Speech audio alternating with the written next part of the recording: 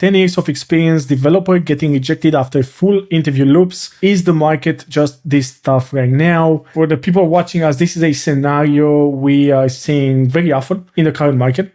In this case, it's a developer with over 10 years of experience and that recently started applying again. What surprised me is that now I had 5 to 6 rejections in a row, and the feedback is almost always the same. We decided to move forward with a candidate who was a better fit, which is basically no feedback. The thing that makes this more confusing is that I'm not getting filtered out early. In most cases, I make it through the full interview loop, technical rounds, sometimes system design, final interviews, and only then get rejected.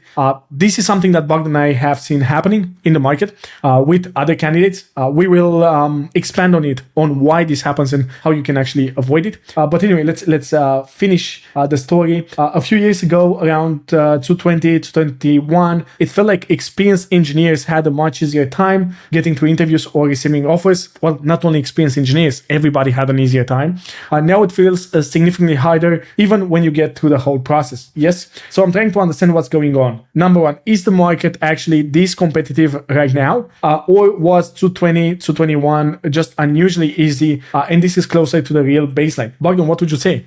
I would say the market, it's very competitive, which pushed the market to the real baseline. Back in the days, I remember looking for a job in 2020, 2021. If you wanted a great senior position, it would be equally tough. The only exception were companies that raised a lot of money back in the days and they would just hire people with a much lower criteria. But that was not the real state of the market. And I remember people being very confident or being overconfident because they were getting crazy senior salaries without having the skills to back it up. I mean, back in the days, I remember we had a joke in Berlin where there was this tram that had a dog on the laptop, and we were saying that even that dog could get a job as a React developer, right? Because everybody was getting jobs. There was a lot of free money, a lot of useless companies, which now went bankrupt. There is the liquidity because of the Federal Reserve and all that. There's no liquidity in the market, so companies are very careful who to hire, including developers, right? To be very honest, I remember the jobs I got in 2017 all the way through 2021 were definitely overpaid for the kind of skill I had. And if I would go to the market today with that same skill set, it would be probably hard to even get something, not even something close to that salary level. So I'm not blaming anybody here. I think it's something that we all live through.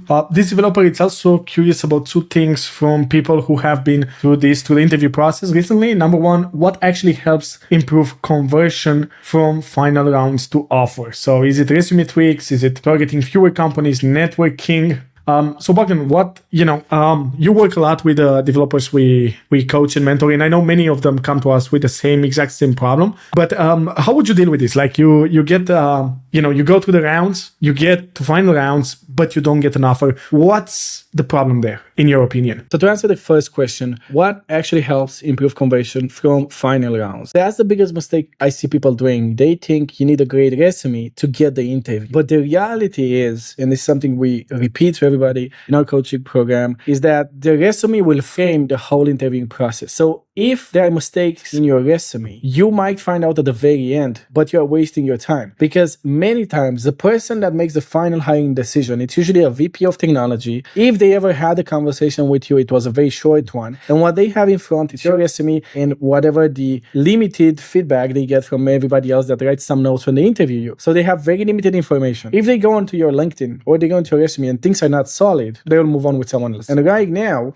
they have enough candidates. It's not like they won't find anybody else. So there's no reason for them to take the risk of employing someone that's not what they consider the perfect fit. So yes, you need a great resume and stay away from AI written resumes. The resume, it's actually a measurement of how well you can express and sell yourself in behavioral interviews. So you should take writing a resume as an exercise to do better in selling your value to the market, understanding what the job offer is about, understanding how do you communicate that better than anybody else in the process. The second thing is it feels like the person is getting this generic message. We decided to move forward with a candidate that was a better fit. Usually the reason for that is because you can think of the value you're showing during the interview process as a rainbow. It's not binary. You just didn't show enough value. So every interview interview has to build the image you have about you as a senior developer. And there's many differences between seniors and juniors, but probably the most important one is the level of detail that they can get into when they talk about things. And so you ask a junior, how would you make a website faster? And they'll be like, well, maybe compress images or check fonts or run a lighthouse analysis and get a core web vital. But seniors can go a lot more in depth. They can give you a real example. They'll be like, well, what kind of websites? Do we have a lot of images? Do we have a lot of JavaScript? What have you tried already? What is the diagnosis? And then they'll give you 2 or 3 options. And that's what makes them stand out. So you need these 2 things. You need a great resume, and then you need to build value and show you are an expert. You need to signal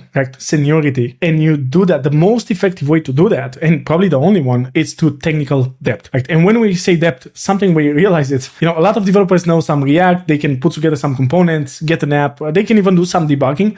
But when you ask even senior front-end developers, hey, how does CSS actually works under the hood? What about, TCP? What about IP? What about the browser itself? A lot of people would get lost, right? So if you get good at those things, at the fundamentals, the plain and boring stuff, not AI, not, cloud code, but the plain boring stuff, then you will definitely be able to signal that seniority and stand out from other candidates. I saw another post on LinkedIn where someone was trying to hire developers, and I think they interviewed about 50 people and they scanned about 1,000 resumes, and none of them could write code, right? And that's because people, they code a bit with cloud code, and then they say, hey, come up with a resume that has 5 years experience with AI, and they just go to the market. There's a lot of noise in the market, and that's why companies are getting very selective. Second question is, how do you deal with the mental side of repeated rejections, right? Mindset. Even when it's part of the process, getting several no's in a row can be pretty discouraging. Bogdan, how do you deal with the no's? Well, what we tell everybody in our coaching program is that every hour you spend job hunting, you're getting paid for in future salary. So you should see every rejection as a step towards something. The problem with the job search process is that unless you do everything well, every piece of the puzzle, it's like building a bridge. And if you don't have all those pieces, you might do everything well except this last one piece, and then you won't get to the offer stage. So you might feel like the market is bad, everything is wrong, because you're putting all this work in, there's a pain to going to interviews, preparing just to get a no. In reality, it's like pushing a ball up a hill. Until you're at the top, you're putting in a lot of work. But once you get these pieces going, the offers start coming in. That's why what always happens in software mastery is that people don't get an offer. They get 3 to 6 offers, and even if something turns out badly and they get fired, they can immediately get back in the game because they have this system. So you should see it as kind of putting money in a bank account that you'll cash in later, right? You're putting work that will pay off later. Because if you only focus on the no and all the work you've been putting and you feel like it's going nowhere, you are most likely to quit. And interviewing, it's a technical game as much as it is an emotional game. It's basically you alone scanning for jobs on LinkedIn. A lot of offers are even fake. A lot of them are very poorly written. A lot of people don't call you back. And so the biggest thing is to focus on the process. Don't quit. Don't imagine things in your head. Wake up every day, make a quota, apply to 10 jobs, do every interview I can, the best I can. And then make sure you iterate. Because a lot of people I see also on Reddit, they're advising people to do this spray and pray, right? Just I applied to 500 jobs and nothing. I applied to 1,000. There's no merit in doing something 1,000 times wrongly. You need to iterate. And that's one thing I would say. It's actually, you should probably narrow down whether it's improving your skills when you narrow down on, hey, only front end, only fundamentals, only JavaScript, or whether it's a specific type of companies, right? Because just this spray and pray, everybody's doing it, and it doesn't work. It just creates more noise. The other thing, like Bogdan mentioned, it's you have to release your attachment to getting an offer, to getting the yes. And you have to shift your focus from the outcome, which is you getting hired, getting a developer job, to the process. It's okay, I have this interview, I have this recruiter call, or I have this live coding interview. Let me do the best interview I can. And once it's done, hey, shoot and forget, okay? You just forget about it, move on to the next thing, keep applying. And if the company doesn't come back to you in, let's say, for example, 2 to 3 days, you should drop them an email and just ask them, hey, how is this going? Any updates on this? Just for you to close, because the thing that's going to kill you the most and it will kill your motivation is just going to sleep and thinking about these people that said they're going to come back to you, but they never come. Okay. What you need, it's a yes or a no, not a maybe, because a maybe it's a waste of time and energy and focus. Yep. With that being said, I wanted to underline the fact that yes, the market is a bit more difficult. But in the senior dev community, we help just JavaScript devs, experienced JavaScript devs, get to senior and get offers. And in the last few months, we had surprising results. People are getting hired at way faster pace than, let's say, a year ago. So I would say do not let these beliefs about the market or people, complaining on Reddit, because these platforms are also, they are skewed, they are biased. The developers that come out here is because things are not going well for them and they're coming here to vent or to complain.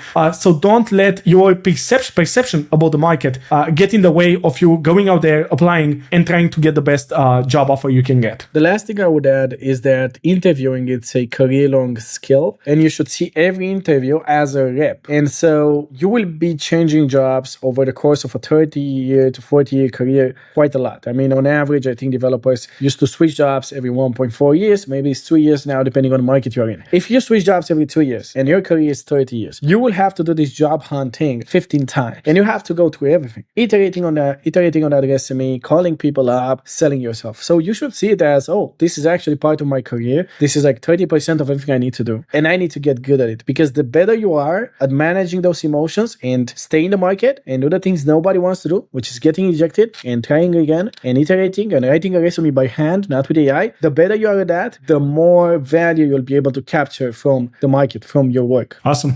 And by the way, folks, if you are on the job hunt and you are looking to improve your skills for the next interviews you're going to be having, then the best way to start doing that is by finding out your technical gaps. Check out the link in comments. Bogdan and I created a free technical assessment for JavaScript engineers to help you find out your technical gaps and understand what are the things you need to work on for you to be competitive in the current job market. Thank you, Bogdan, and we will see you folks in the next one.